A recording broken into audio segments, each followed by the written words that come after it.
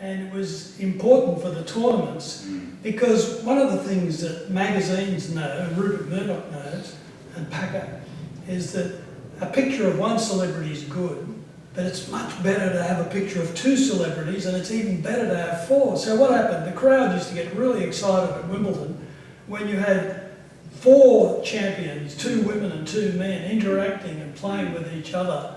And I think the cheering and the excitement at Wimbledon in the mixed doubles final was probably greater than the singles. Yeah. And we're missing something there. Yeah, well, I don't think they'll come back because there's so much importance on the singles. Yeah, well, so much money to be made, I guess. Yeah. So I think we are missing something. The doubles and mixed doubles were great attractions. But of course, you had to sometimes play 3 matches in a day. Yeah. And I saw when Leighton Hewitt was had to play within 48 hours at the Australian Open, and the journalists wrote he was cut off at the knees. He had to play again within 48 hours. Well, you know, that wouldn't have been considered anything, would it? No. It's a different era. Yeah, different time, different strings, different rackets. People ask me about players today and yesterday. You can't.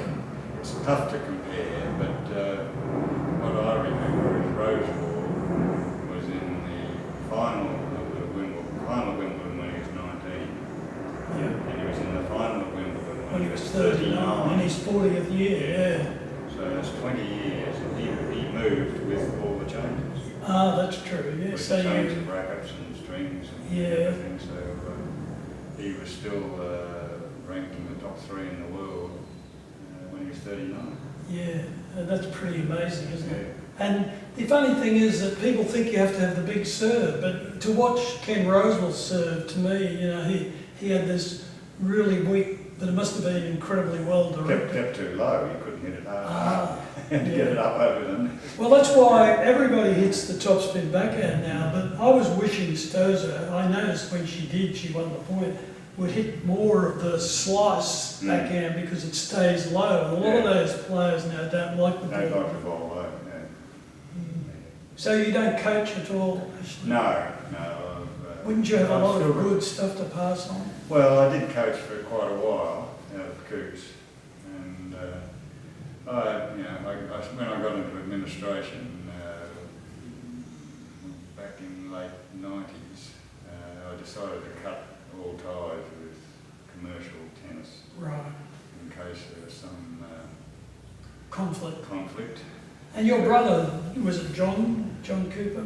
He was a champion. I think he got to the quarters of Wimbledon. Final of doubles. Well, that's pretty amazing. Yeah. So it was in the family.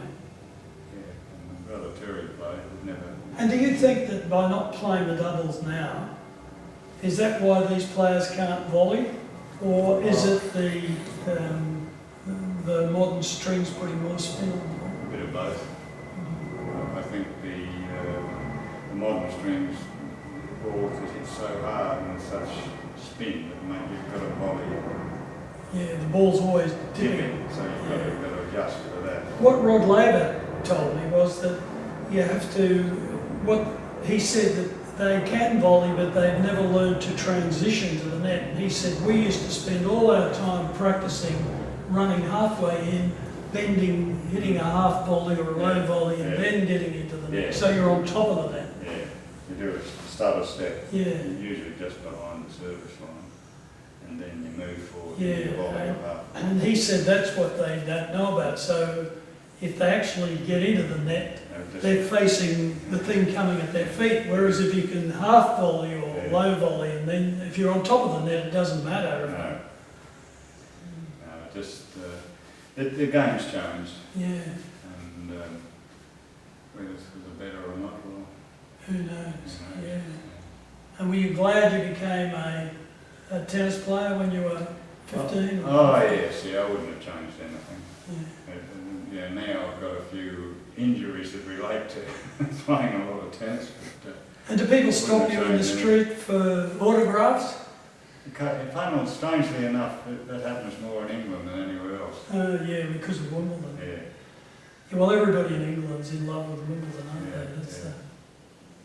Well, thanks very much, Ashley, for those insights into world tennis from someone who knows. Thanks, Hugh.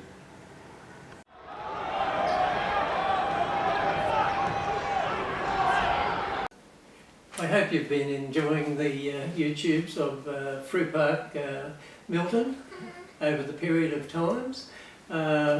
Peter, I must congratulate you for the work and time that you've put into to promoting this particular venture.